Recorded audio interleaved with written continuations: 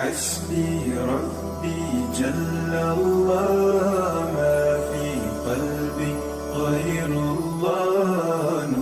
مشہور بزرگ حضرت خواجہ قطب الدین بختیار کاکی رحمۃ اللہ علیہ کی وفات ہونے لگی تو انہوں نے وصیت فرمائی کہ میرا جنازہ وہ شخص پڑھائے جس کے اندر یہ صفات ہوں: نمبر 1، بلوغ سے لے کر آج تک نماز با جماعت قضا نہ ہوئی ہو. نمبر 2، عصر کی سنتیں جو غیر مؤکدہ ہیں آج تک نہ چھوڑی ہوں. نمبر 3، بلوغ سے لے کر آج تک جس کی تہجد قضا نہ ہوئی ہو. نمبر 4، آج تک غیر محرم پر جس کی نگاہ نہ پڑی ہو. کہا جاتا ہے کہ ان کے جنازے میں لاکھوں کا مجمع تھا. فقراء، امراء، ہر قسم کے لوگ موجود تھے.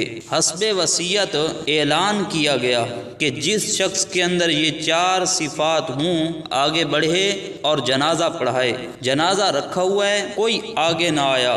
بار بار اعلان کیا گیا کہ کوئی ان صفات کا حامل ہے تو آگے بڑھے اور جنازہ پڑھائے، ورنہ جنازہ یوں ہی رکھا رہے گا. کافی دیر تک جب کوئی شخص جنازہ پڑھانے کے لیے باہر نہ آیا تو اس وقت کے فرما روا خواجہ سلطان شمس الدین التمش جو ہندوستان کے بادشاہ تھے اور حضرت قطب الدین بختیار کاکی رحمۃ اللہ علیہ کے مرید تھے، زار و کتار روتے ہوئے، آنسو بہاتے ہوئے باہر آئے اور فرمانے لگے: افسوس کہ میرا راز فاش ہو گیا. پھر آپ کا جنازہ پڑھایا گیا. تو اس طرح کے مسلمانوں کے بادشاہ ہوا کرتے تھے.